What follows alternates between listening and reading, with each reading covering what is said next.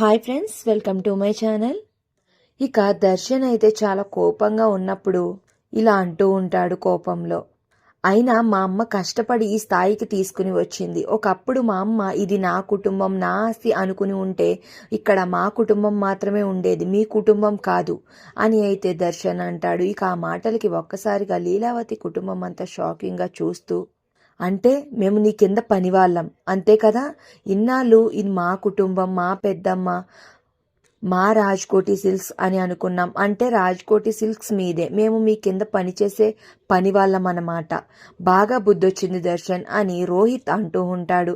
నేను అలా అనలేదు అన్నయ్య, నేను చెప్పేది దామినికి అని అయితే దర్శన్ కన్విన్స్ చేయడానికి ట్రై చేస్తూ ఉంటాడు.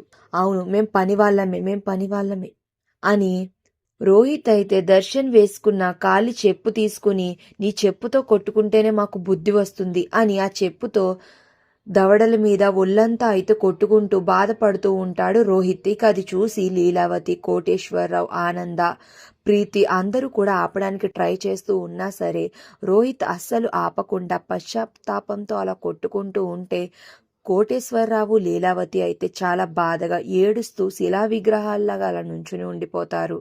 ఇక అప్పుడు ఆనంద చెప్పుని గట్టిగా విసిరేసి రోహిత్ ఆగు అని అంటుంది.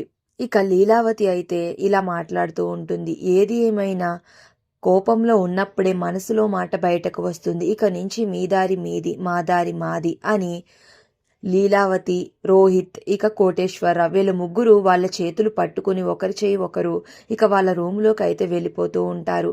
ఆ అక్క, నువ్వు అపార్థం చేసుకుంటున్నావు అక్క అని ఆనంద చాలా కన్విన్స్ చేయడానికి ట్రై చేస్తూ ఉంటుంది. కానీ ఆనంద మాట లెక్క చేయకుండా లీలావతి ఆనందాన్ని పక్కకి తోసేస్తుంది. ఇక ఎలాగైతే అనన్య తన కుట్ర పథకం ప్రకారం దామిని తన గుప్పెట్లో పెట్టుకుని లీలావతిని, ఆనందని వేరు చేసేసి ఉమ్మడి కుటుంబం కాస్త వేరు అయ్యేలా చేసేసింది.